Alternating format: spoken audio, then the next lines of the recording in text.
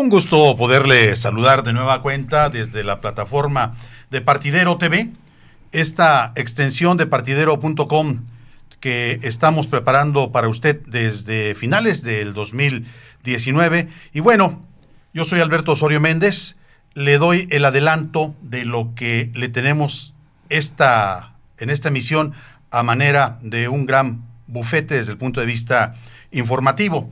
Primero, un asunto que estremece a la comunidad nacional y a la internacional.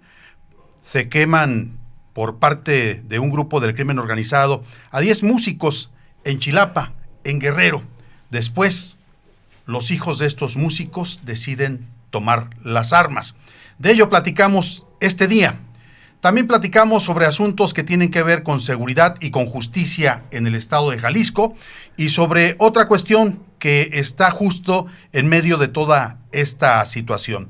Lo que ocurre con Miguel Castro Reynoso, ex candidato a la gubernatura del estado de Jalisco por el PRI. Y luego rematamos con otro tema que es por demás interesante. Los hospitales civiles dicen que podrían estar a la espera de una grave crisis a raíz de que no están muy claras las reglas de operación del INSABI.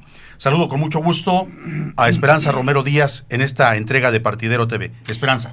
Hola Beto Osorio, ¿qué tal? Y un gusto para mí estar aquí de nueva cuenta esta semana, saludándolos a ustedes que nos acompañan y agradeciéndoles el que nos sigan.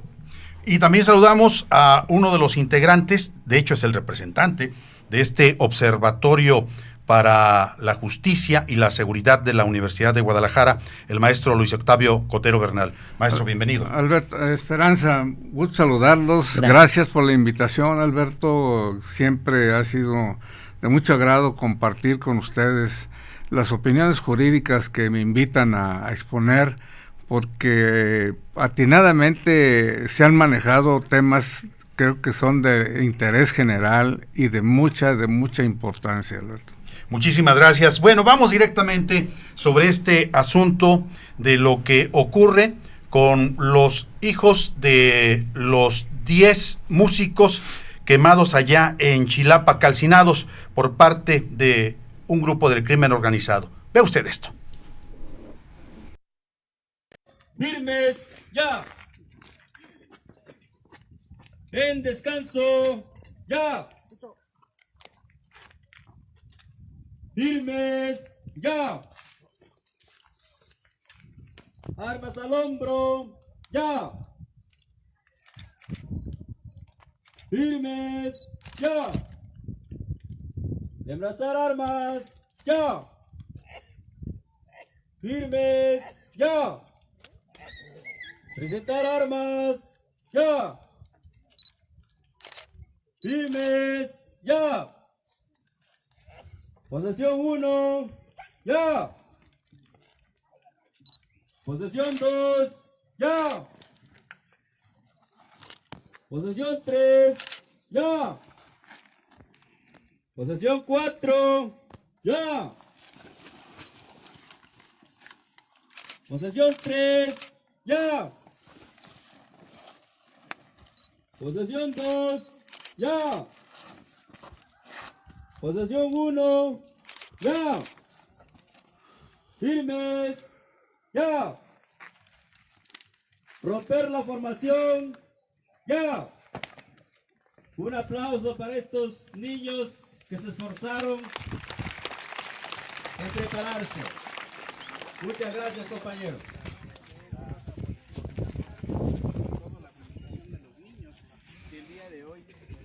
Salen de manera formal, salen con armas, con playera de la policía comunitaria y que a partir de los 12 años, según nos comentan, ya son parte de las guardias de sus comunidades. Antes de los 12 años se preparan para hacerlo. Termina así esta presentación y bueno, agradecemos a todos que hayan visto esta transmisión. Mi nombre es José Galeana. Buenas tardes.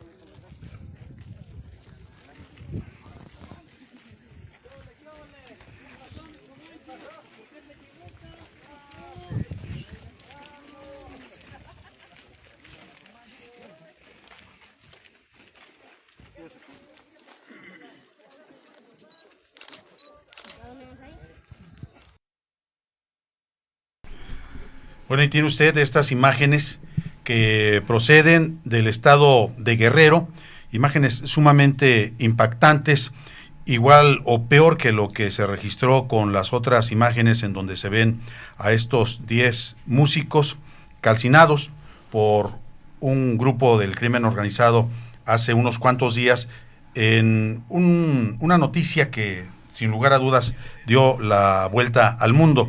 Maestro Luis Octavio Cotero Bernal. Sí, Alberto. ¿Cuál es su primera impresión sobre esto que se está reportando en estos momentos en la República Mexicana? Bueno, pues la situación que desafortunadamente hay un desgobierno absoluto y un posesionamiento del crimen organizado por todas partes, a todas horas y de todos modos.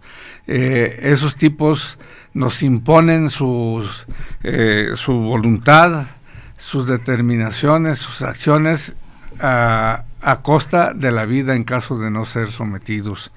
Los abrazos creo que se deben de dejar para después y se debe de atender el problema en la proporción y en la medida de la gravedad en que se encuentra. Es lamentable tener al frente del país a alguien que no tiene idea y sobre todo de lo que se sufre cuando se pierde a un miembro de la familia. Esperanza Romero, un problema regional y también nacional. Y lamentablemente no es exclusivo de la zona de Guerrero. Y me voy a ir al final, a la parte de la reacción, la manera en que en la comunidad asumen esta pérdida. Tú ya lo dijiste, me parece más que dolorosa, los cuerpos calcinados, y hay que destacar que entre estos músicos también se encontraban menores de edad, había jovencitos que ya se dedicaban profesionalmente a tocar algunos instrumentos. La reacción de la comunidad, es decir, pues volvemos a nuestras fuerzas comunitarias como tal, a la seguridad que nosotros podemos proporcionarnos, dado el Estado fallido, dado la incapacidad del Estado para proteger nuestros bienes y nuestras personas, es decir, lo más valioso que tenemos, que es la vida. Y lo más doloroso, creo yo, después de esa imagen a la que hace referencia a los cuerpos calcinados, es la imagen que transmiten de cómo están preparando a la comunidad que integrada por niños también, niños que toman las armas, que los adiestran para que sepan disparar, y estoy hablando de menores de 16 años. Hay niños desde 8 o 7 años que ya están recibiendo este tipo de entrenamiento y este tipo de mensaje. Aquí nos tenemos que defender, porque si no, nos pasa lo que a tus familiares músicos. Ahora, en esta misión contamos con la presencia de un integrante de la comunidad universitaria, de la comunidad académica, de la segunda universidad más importante de la República Mexicana, pero también de una persona que de alguna forma está en el epicentro de aquellos problemas que más golpean a la comunidad. Estamos hablando de la violencia y estamos hablando de el maestro Luis Octavio Cotero Bernal, exdirector del Instituto Jalisciense de Ciencias Forenses, quien, recuerdo con toda precisión y se comentaba fuera del aire, tuvo la desgracia de perder a una hija, una profesionista que hasta el momento se encuentra desaparecida. Me gustaría que nos comentara un poco al respecto, maestro. Sí, Alberto, es lamentable la situación que vive nuestro país y en particular nuestro estado. No hay interés definitivamente por parte de las autoridades investigar, buscar a los desaparecidos.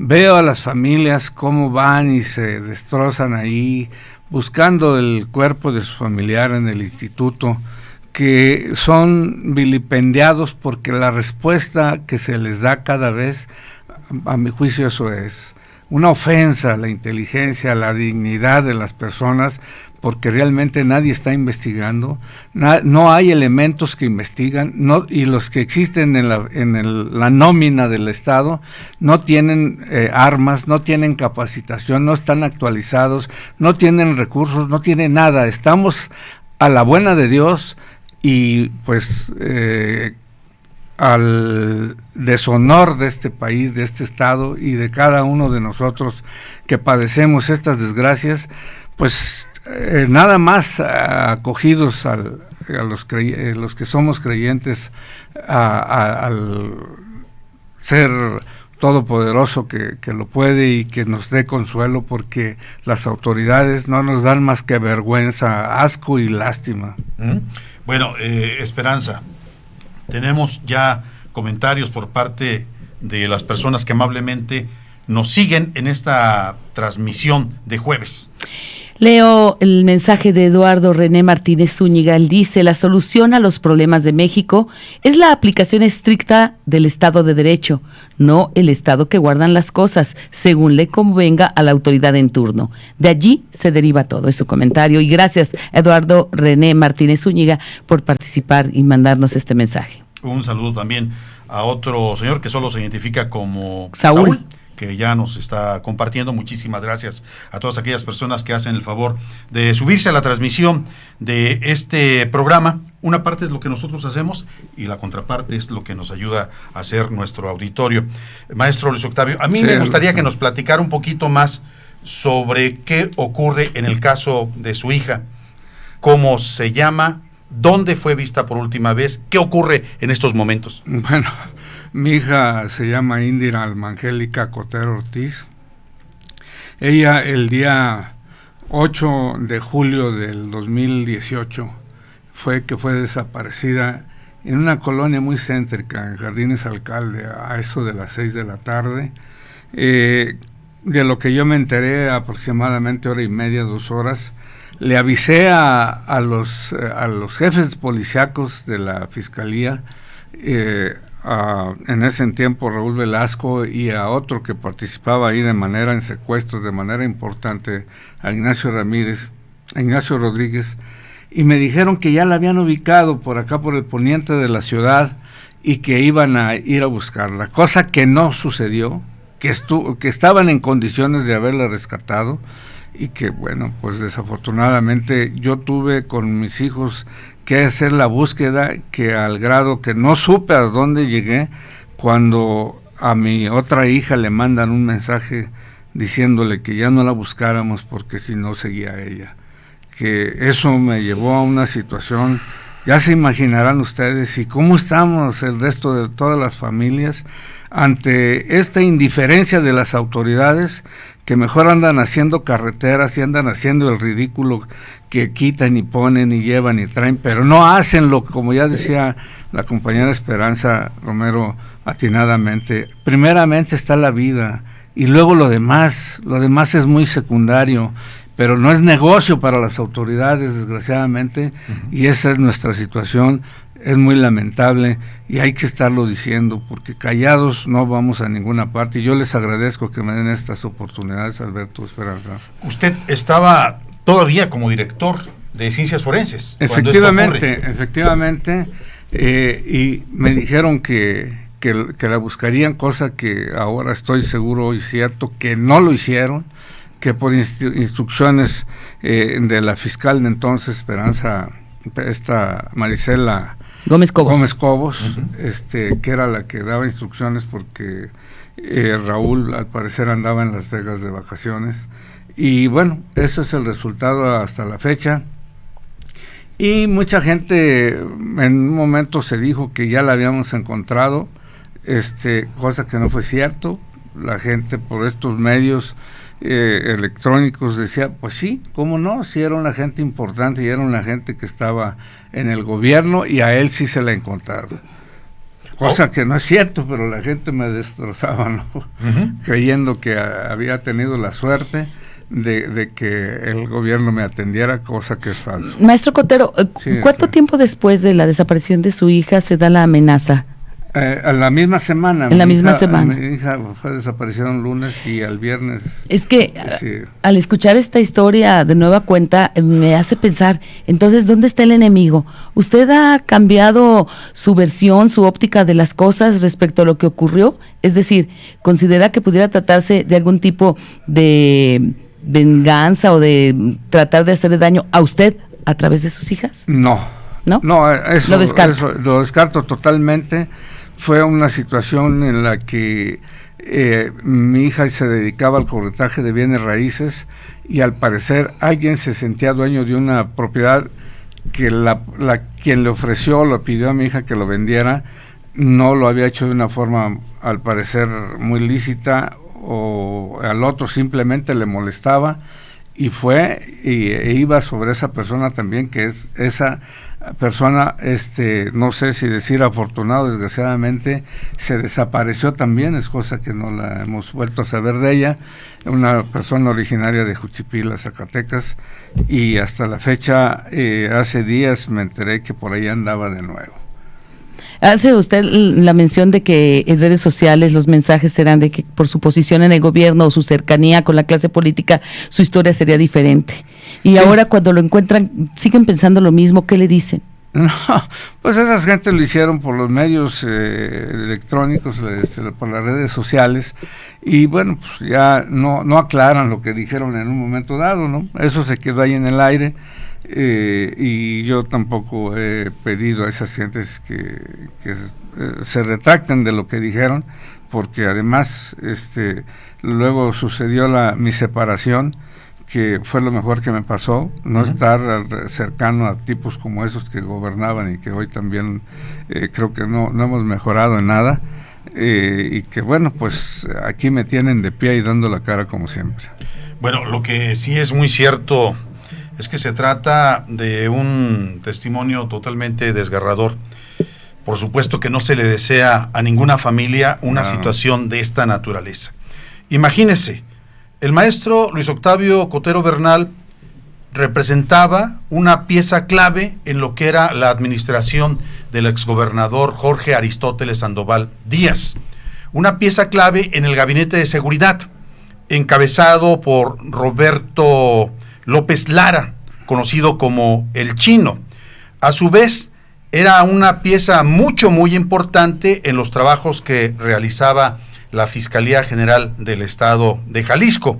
Y lo primero que uno puede preguntarse como simple ciudadano o como simple reportero es, si a una persona con este nivel de rango le ocurre esto, ¿a qué se puede exponer un simple ciudadano, Esperanza? Nos hace pensar en el nivel de descomposición, nos hace pensar también en lo que se está viviendo en el propio instituto del que Cotero Bernal fue titular, y las crisis de las familias en torno a los que fallecen y los que desaparecen. Hablo de la doble vía. Uh-huh. El hallazgo cada vez más frecuente de fosas. Sí. De fosas y en una zona en particular, ¿no? Tlajomulco de Zúñiga.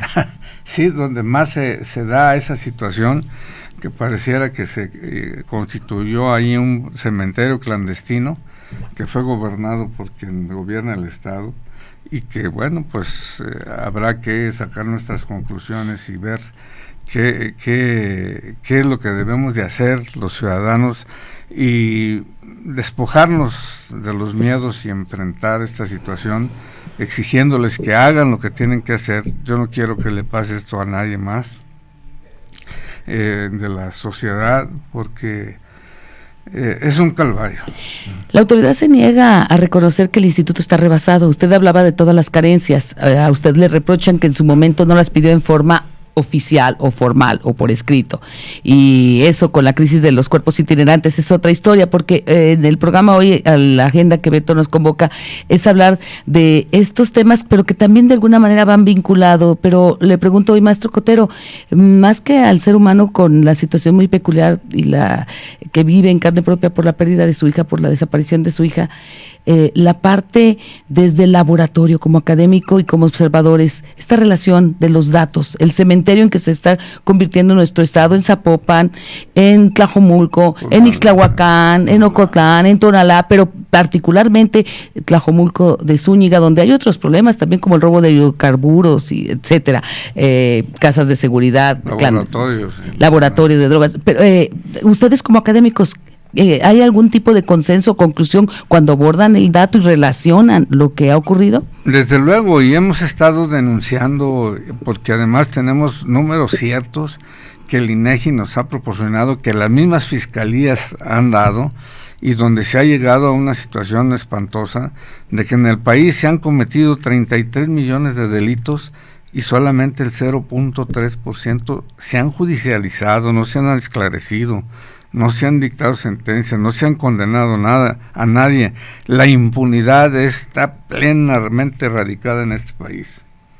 Bueno, a mí me gustaría también aprovechar su presencia de antemano, maestro Cotero Bernal.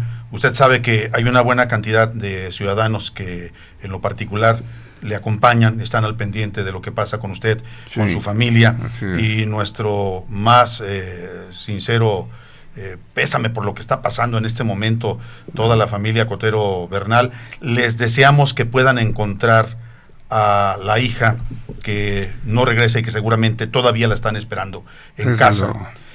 Hay otro asunto: ¿cómo se utilizan las cuestiones que se judicializan, como usted lo apuntaba hace unos instantes, en el estado de Jalisco?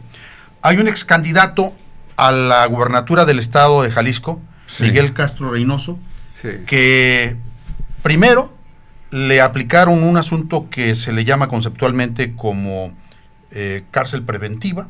Sí, sí, así es. Y ahora prisión preventiva. Prisión preventiva. Sí. Luego dicen que la violó y ahora sí lo meten a la cárcel. Bueno, ahí no fue precisamente, sino una medida cautelar, que es que la medida cautelar consistió en que estuviera arraigado en su domicilio, que eso significaba que solamente podía transitar a su fuente de trabajo o de escuela y devolver a su domicilio, no podía ir a ninguna otra parte más.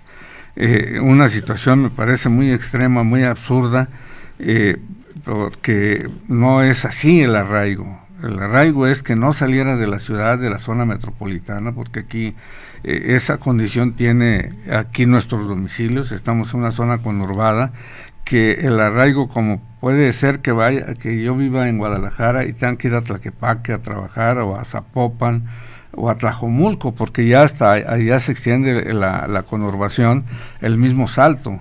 Y bueno, aquí me parece que se excedió el mismo juez en decretar esa prisión preventiva, porque además el que lo hubieran encontrado donde se vio que estaban en un estadio de fútbol, de ningún modo significaba que él pretendía o se estaba sustrayendo de la acción de la justicia.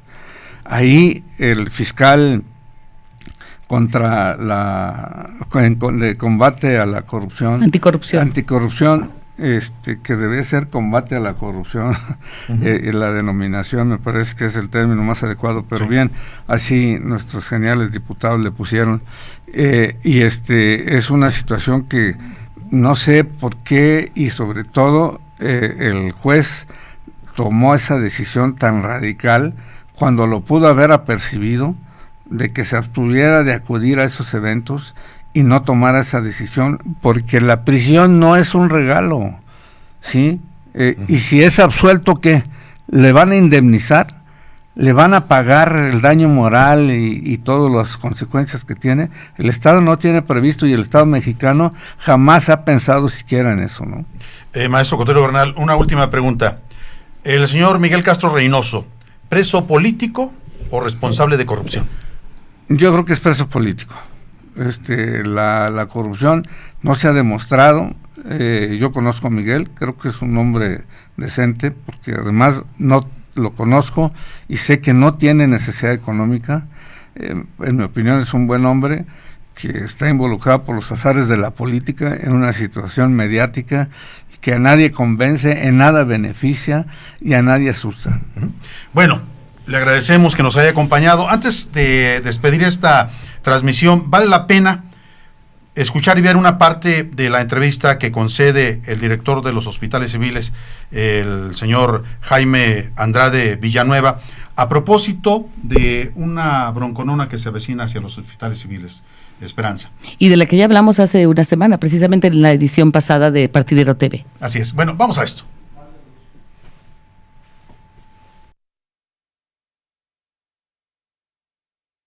Son los hospitales civiles. ¿No es una acción política ligada a lo que está planteando seguramente en estos momentos el gobernador del estado ante la representación federal? Sabemos que hay una encerrona el día de hoy y tiene que ver también mucho con la postura asumida por la Universidad de Guadalajara. Le pregunto, ¿no es una acción de índole político? No. Y si no lo es, entonces, ¿en qué momento es cuando ustedes consideran que pudieran llegar a la crisis de una gran dimensión? Ok, mira, esto no es desde mi óptica político. Yo creo que con la salud nadie puede jugar desde el punto de vista político. Yo creo que si ahorita los hospitales tuvieran claridad de cómo van a adquirir insumos, de cómo, cuáles son las reglas de operación que aún no existen y cómo se van a transferir esos recursos para que el hospital no deje de atender pacientes, yo creo que es lo que tanto la universidad como el gobierno pretendemos. No me parece que sea un tema de de hecho me parecería hasta perverso de poner la salud por delante en un tema político. Yo creo que no es. Con esto no se juega. Con eso no se juega. Yo creo que es un tema de preocupación de cómo funcionar de la mejor forma posible tanto el sistema estatal de salud como en los hospitales la atención que brindemos. Tú mejor que nadie me conoce, Alberto, en temas de que yo comulgo con esa misma filosofía de tratar de dar atención oportuna, rápida, expedita, con los mejores medicamentos, con la mayor calidad, y en eso es lo que estamos. Ahorita lo que nos hace falta es saber cómo va a operar, y esa es la duda. Y de que pensamos que desde los hospitales podemos seguir operando esta atención y por supuesto si hay malos manejos, si hay corrupción como se ha expresado, pues que se castigue a la persona. Bueno, ahí tiene usted, es parte de una entrevista que concede el señor Jaime Andrade, director del Hospital Civil Fray Antonio Alcalde, a propósito de la situación de lo que pudiera ser una severa crisis o a propósito de lo que algunas personas pudieran interpretar como una jugada política en el marco de este ajuste o de acomodo que hay con el anuncio del el INSABI y ¿no? la no adhesión que anunció el gobernador Enrique Alfaro a este programa federal en materia de salud. Muy bien, pues estamos despidiéndonos. Vale la pena comentar que también el señor Jaime Andrade hizo alusión a esta nueva enfermedad o una enfermedad que se está descubriendo en China, que le conocen como coronavirus. Él nos explicaba de manera muy extensa que se han presentado unas enfermedades un tanto conocidas, el SARS en China también y el MERS en la región asiática. Considera que en el caso de esta nueva enfermedad, el coronavirus, se trata de una enfermedad que, por lo que se tiene de conocimiento por parte de los expertos, afecta en términos mortales a 1 de cada 100 personas. Así es que bueno, ahí le dejamos. Lo que sí le decimos es que hasta estos instantes se está investigando el caso de 5 personas en la República Mexicana. Creo que una de ellas ya se descartó como persona afectada por este tipo de virus, pero de todas formas vale la pena comentarlo. Y tomar las precauciones, sobre todo, no alarmarnos, pero sí informarnos y tomar las medidas de prevención. Muchísimas gracias por el favor de su atención. Gracias, maestro Cotero Bernal. Gracias a ustedes, Alberto Esperanza. Gracias. Gracias, buen día.